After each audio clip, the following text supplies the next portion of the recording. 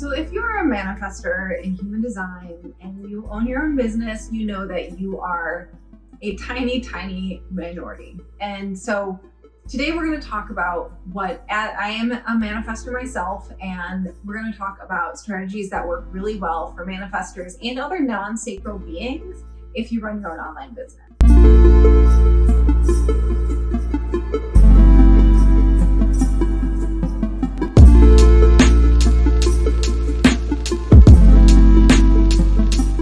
And if you don't know me, hi, my name is Sam, and I run Dirty Alchemy, where we help 6- and 7-figure online entrepreneurs, creatives, total weirdos to thrive in business, to increase their revenue and scale, while also getting their freedom and time back. So I am a 5/1 emotional manifestor, and I have been self-employed for over 10 years. And I think it is a very natural thing for manifestors to be self-employed because you get angry when people tell you what to do. Am I right? And you probably already know that 70% of the population is either a generator or a manifesting generator. And only 9% of the population are manifestors. So that's you. Welcome to the club.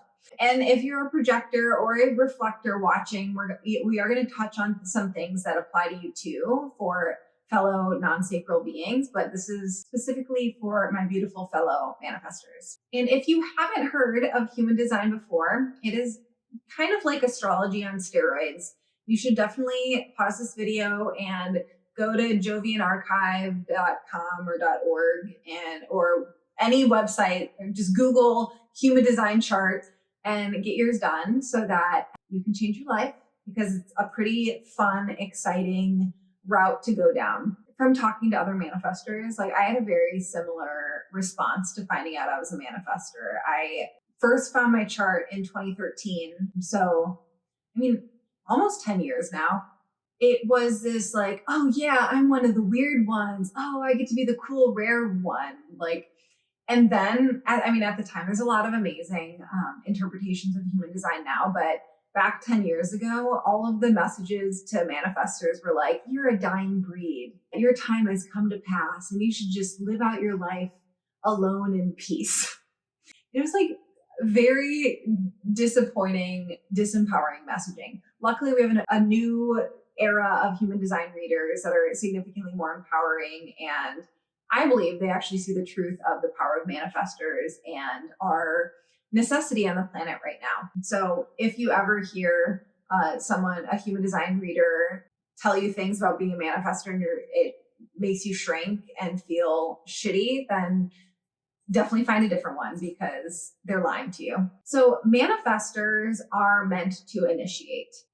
And I'm not going to go through all the basics of human design. There's a gazillion YouTubes that exists, YouTube videos and Instagram posts and articles that exist about the basics of human design. But essentially, manifestors are meant to initiate. We have these lovely cycles of rest and creation and creative urges that we're meant to go through, where we need tons and tons of time to actually rest and process and recuperate. And then a new creative urge will come through and we allow it to go through our own authority. I'm emotional authority, so I let it go through our emotional wave. And then it's go time of, essentially, for me, my experience of a creative urge is kind of like a manic episode of wanting to work on something for 20 hours straight, or I want to shut myself in a room and just do this one thing 24/7. And it's just this turn the amp up to 11 energy of creation. It is exciting. It is fun. It is rewarded by society in a lot of ways, where the rest periods are less rewarded by society.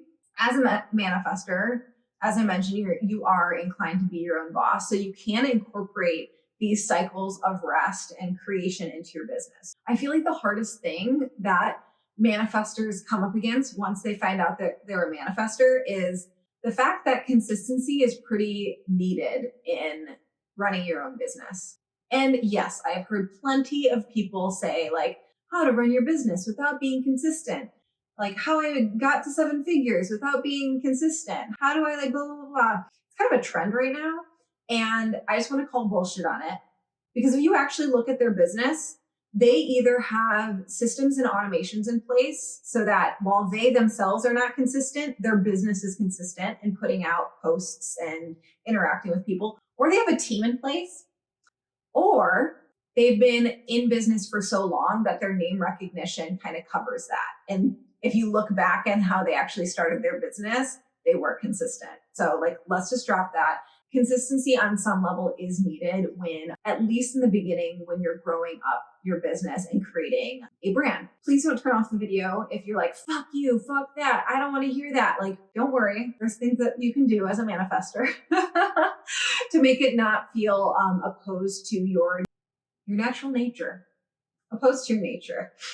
What I found that really works for me and what helped me out in the beginning was I hired help before I was ready, where it seems like, at least in the spiritual online space, everyone talks about getting a coach, getting a coach, getting a coach. You get a coach, you pay a coach, blah, blah, blah. If you're a manifestor or a projector, on that note, like if you're someone who doesn't have the consistency of a defined sacral, hire help before you're ready. Not, of course, like listen to your own intuition, but often you need a virtual assistant, you need an OBM, you need someone who can actually do the work in your business to help you implement on a consistent basis before generators may hire. Because I know quite a few generators who got to multiple 6, if not 7 figures, pretty much working alone in their business. They are different than you. They are part of the 70% of the population, and that is not you. Of course, you can absolutely grow your business without help, but just from the projectors and manifestors that I've worked with as clients, they have felt so much more freedom and relief just hearing that you can actually be helped with these things. Like, you don't have to be the one who's posting and responding to comments. Pay someone to do it. How freeing. And you just get to be in your zone of genius. Yay. Another really important thing is to learn boundaries with clients. A lot of manifestors, and women in general, have been conditioned to be people pleasers, right? Like, you hear this so often with manifestors that because we're so powerful, or like we used to rule, or like whatever the interpretation is, often our parents, if you don't have manifestor parents, they just don't know what to do with us. So instead of our unique skill set and our unique nature, instead of it being encouraged, we are taught to people please, because we were these tiny beings that our life and death really did depend on our parents, like everyone else. What happens with this is we often take people pleasing into client work, or with our online courses with customers and buyers. How this looked like for me in the beginning, before I learned better communication and boundaries, actually respecting myself in that capacity, was I would give clients my phone number and they would text me, even if we were in completely different time zones. So I'd like wake up at 5 a.m. to text messages from clients, or like text messages from clients at 9 p.m., or accommodate any time to do calls with them, or do multiple calls a week if they needed. It was just a nightmare. I was so anxious all the time. I wanted to throw my phone at the wall. I wanted to shut down my business. I was miserable. And a lot of people could say like, oh, then just change your business style and don't work with clients. But you don't have to actually burn down your business. You can just learn boundaries. So I still work with clients. I still do calls with clients. I still have clients that have my phone number. But having my own internal boundaries and communicated boundaries with clients has made it so that I don't feel that resentment. So really, really, really look at this if you're a manifestor or like identify as a people pleaser, because it can actually make and break the growth of your business. Because if you have really lax boundaries, or you're allowing people just like in however they want to interact with you, and you don't have like this defined interaction, then you're not actually going to, on some level, you're not going to want new clients. So you won't actually be able to grow your business. Really fun one. Systems are your friend. And automations will absolutely help you. Even though we do not necessarily as individuals have consistent energy from like a day-to-day or a week-to-week basis, our energy fluctuates significantly. Or like me, you just went through a 2-month rest period where you were incredibly low energy and didn't have any creative urges, systems and automations are your friend. So this can look like simplifying your process that you do things with clients so that it is step by step by step, incredibly efficient. You do the same thing, you go through the same way every single time. And it just makes it so it takes less of your hours. Or you can actually train someone on your team to do it for you. This also works with automation. So you can use something like Meet Edgar, which is a social media tool that will just will repost your old content and will have this queue of content that goes out, and you can like add new stuff to the queue, but in times where you don't add anything else, it's just going through your old queue of stuff to put it out automatically without you doing anything. So while your team can help you with that consistency, your automations and systems can help you with the consistency too, without you even have to do anything, or at least it takes a huge amount of doing away from your to-do list if you have one. And side note, I have heard some general manifestor advice to not work with clients long-term because you have these like big creative urges and like everything's so short and whatever. And I just wanted to throw in here, because this is my first manifestor specific video, that isn't true for me. So some advice you hear from manifestors about manifestors is just not going to be true for you, because I've had clients for years. I've had coaching clients for years as well, where like we're meeting on a monthly basis or a weekly basis, or they're working with my team. And as long as you have really clear boundaries, it can work. So don't just blindly, like, I don't expect you to, but like, this is your invitation to not blindly follow someone else's advice, but to really test it out for yourself. Because I've heard some manifestors say, oh, I only do VIP days because I don't like working with people long term because I'm a manifestor. And I'm just like, I've worked with some clients for years and I love it. I love that long-term deep relationship that I get to form with them. So some more beginner manifestor advice I have is to really start connecting with the feelings in your own body and the sensations in your own body, because a lot of people who find out that they're a manifestor, they just had no idea and they might not even resonate with it. And that can be because we've been so conditioned to not connect with our bodies. You don't even realize that you have creative urges.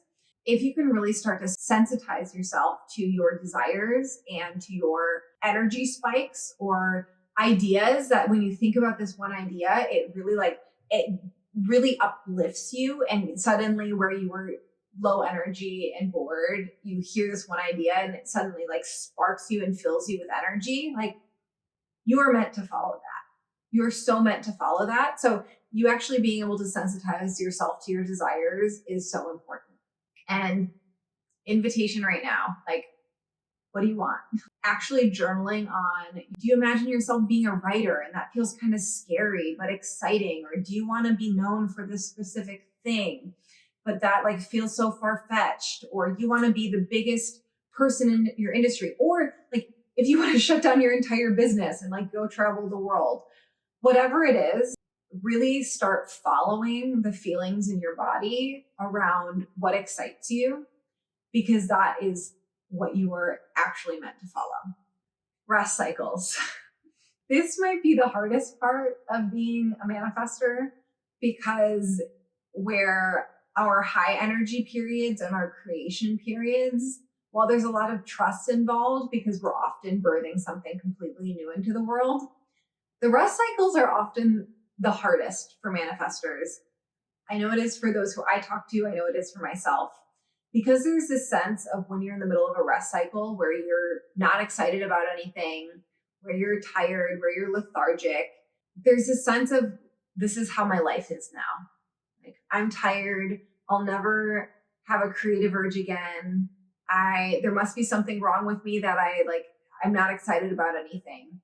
But it's actually a natural part of our energy. So you getting comfortable in rest cycles and start having a beautiful relationship with that rest cycle where you go fully into it and you give yourself over to it, and you learn different activities or non-activities that you love doing during your rest cycle, whether it is reading great novels or staring at the wall or binge watching a TV series or walking on the beach or just petting your dogs. Like finding the things that really fill you up during the rest cycles does make it significantly easier.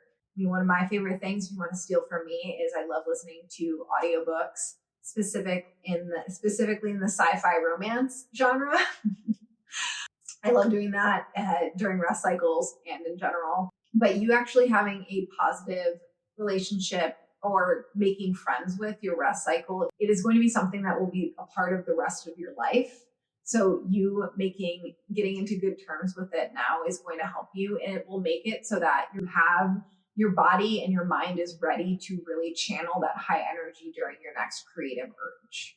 As a manifestor, one of the things I love most about having my own business is that my days get to vary dramatically running my own business. And I get to have a team to help me with things that I don't want to do.